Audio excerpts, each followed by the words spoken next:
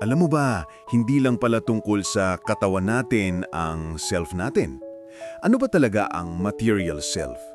Ang material self ay binubuo ng lahat ng tangible o nahahawakang bagay sa buhay natin na parang parte na ng ating pagkatao. Ito ay mula sa body, ang pinakaloob. Clothes, anong damit mo, yon ang identity mo.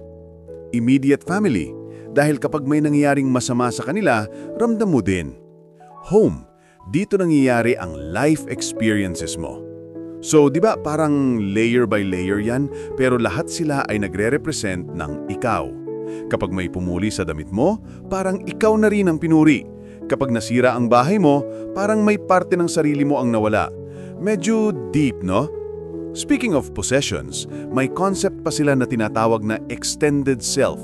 Sabi dito, hindi lang sa sarili natin nagtatapos ang pagkatao natin, kasama pati ang mga bagay sa paligid natin. Parang, we are what we own. Ito yung mga levels ng ating extended self. Individual level, ito yung personal stuff mo. Jewelry, gadgets, cars, yung mga bagay na nagde-define sa iyong individually. Family level, yung bahay ninyo, furniture, decorations, sila yung nagpapakita ng identity ng pamilya nyo. Community level, yung attachment mo sa neighborhood mo. Halimbawa, yung pagtatanggol ninyo sa bakod ninyo or yung mga holiday decoration sa lugar ninyo. Group level, yung belongings mo as part of a group, parang landmarks na pinagmamalaki ng bansa nyo or even yung sports team na sinusuportahan mo. Ang galing lang, para tayong octopus na humahawak sa maraming bagay at lahat sila ay nagiging extension ng ating sarili. Bakit tayo nagsha-shopping? Ngayon, connect natin yan sa consumer behavior at sa mga psychological forces na nagdadrive sa atin para bumili. Minsan, bumibili tayo ng isang bagay hindi dahil kailangan natin, kundi dahil gusto nating i-enhance ang ating self-concept o self-image. Sabi sa diagram, ang products and brands ay may symbolic meaning na nag-e-enhance ng ating self-concept.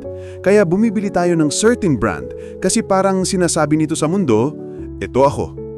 Pero wait, may part dyan si Freud na nagpapaliwanag kung bakit tayo bumibili ng hindi naman natin kailangan. Id, pleasure principle. Ito yung instinctive part. Gusto agad ng pleasure at satisfaction. Example, gusto ko ng ice cream, bibilhin ko agad.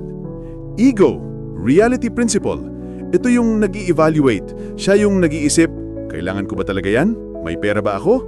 Siya yung nagbabalance ng id at ng reality.